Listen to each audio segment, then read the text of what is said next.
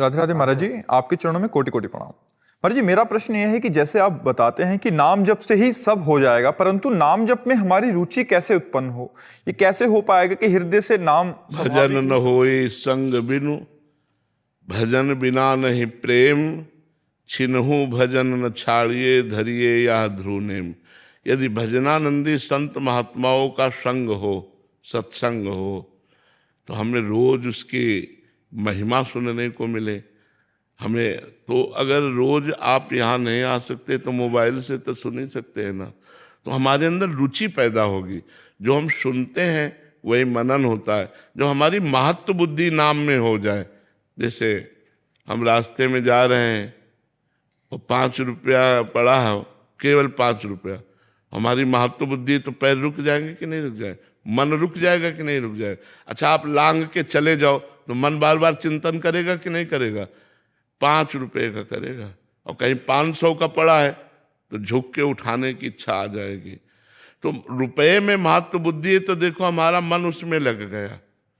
अगर हमारी मन की वृत्ति धन रूप मानकर भगवान के नाम में लग जाए कि परम धन राधा नाम आधार, भगवान के नाम के बड़ा बल कोई नहीं, भगवान के नाम से बड़ा कोई ज्ञान नहीं, भगवान के नाम से बड़ी कोई संपत्ति नहीं, भगवान के नाम से बढ़कर कोई साधना नहीं, भगवान के नाम से बढ़कर कोई पुण्य नहीं, भगवान के नाम से बढ़कर के कुछ नहीं। भगवान भी दूसरे नंबर पर है, पहले भगवान का नाम है। भगवान से बड़ा भगवान का नाम है। भगवान ने तो अवतार के समय कुछ को ही तारा, नाम ने तो करोड़ों को तारा, असंख्यों को तारा, और तारते रहेगा और तार रहा है। इसलिए हम जब सत्संग सुनते हैं और नाम की महिमा सुनते हैं तब हमारी नाम में रुचि बढ़ती है। इसीलिए प्रथम भगति संतन कर संगा, पहली भक्ति है संतों का संग करें और शास्त्रों का स्वाध्याय करें।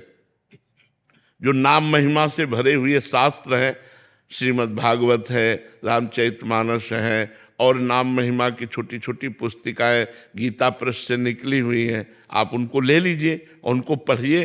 तो नाम में जब हमारी महिमा वाली बुद्धि हो जाए तब हमारा नाम में रुचि बढ़ती है। अभी नाम महिमाशाली नहीं दिखाई दे रहा। जैसे हमें अच्छा भोजन मिला तो नाम छूट गया, कोई दोस्त मिला तो नाम छूट गया, कोई काम में लग गए तो नाम छूट गया, क्योंकि नाम में महत्व बुद्धि नहीं है। अगर नाम में महत्व बुद्धि हो तो दोस्त से बात करते हुए भी अंदर चलता रहेगा राधा राधा, बात भी करेंगे और बीच बीच में राधा राधा भी बोलने लगेगा। कब ये बात बंद करे यार, मेरा नाम छूट रहा है।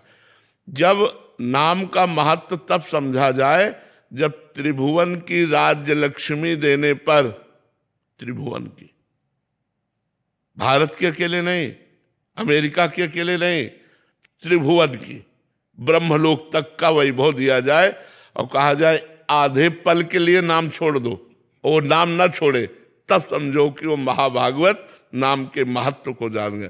तो जब हम नाम की महिमा सुनते हैं तब हमारा मन उत्साहित होता है नाम जपने को। तो हम रोज सत्संग सुने। अगर हम संतों के पास नहीं पहुंच पाते तो बहुत से संतों की वाणी यूट्यूब में पड़ी हुई है।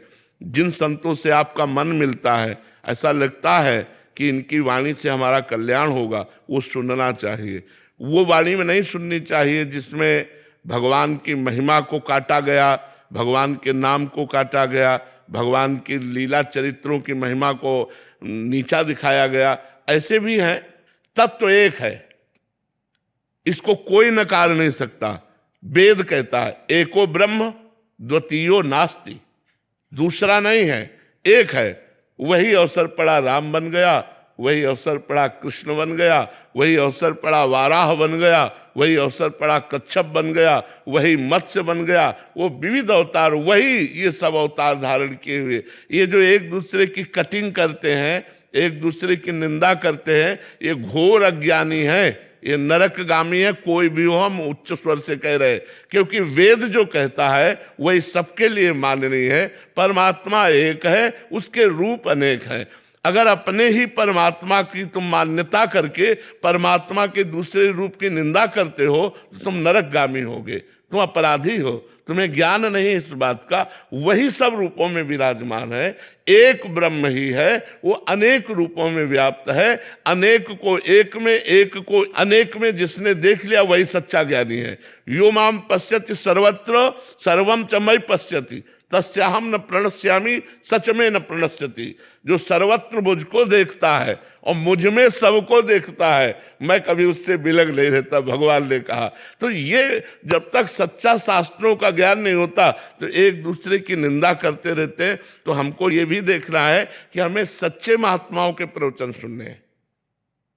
सच्चे महात्माओं का लक्षण, जिनको धन की चाह नहीं है, जिनको मान की चाह नहीं है, जिनको स्त्री का आकर्षण नहीं है, जो एकमात्र भगवान में स्थित है, उनकी वाणी सुननी चाहिए। जो धन के लिए, मान के लिए, भोगों के लिए, तो जागतिक ही है, केवल भगवान की आड़ में अपनी वासनाओं का पोषण कर रहा है। वो किसी भी वेश में हो, कोई भी हो, इससे कोई मतलब नहीं। जिसका शुद्ध भाव केवल भगवान की चर्चा करना और उसी चर्चा में आनंदित हो जाना। मम गुण गावत पुलक शरीरा गदगद कंठ नयन बहनीरा। भगवान के पावन चरित्रों का गायन करते करते रोना आ गया, कंठ भर गया, आवाज नहीं निकल रही। यही है महापुरुषों का लक्षण, यही भगवान के निज जनों का लक्षण। तो भगवान के प्यारे संतों की वाणी सुनने से भगवान के नाम में हमारी रुचि होने लगती है और जबरदस्ती जपना चाहिए। जैसे हमें दवा दी गई तो चाहे जितनी कड़वी हो, लेकिन हम रोग निवारण के लिए खाते हैं, तो भव रोग की अचूक औषधि नाम है। जासु नाम भव भेषज हरन घोर त्रयशूल। जिनका नाम दैहिक दैविक भौतिक तीनों तापों को मिटाकर आवागमन के चक्र से हमें उबार लेता है, वो भगवान का नाम भव रोग की अचूक औषधि है। जासु नाम भव भेषज, भेषज माने औषधि, भव माने संसार के आवागमन चक्र से मुक्त करने की औषधि है भगवान का नाम। खूब नाम जप करो, बार बार सत्संग सुनो, तो हमारी नाम में रुचि हो जाएगी।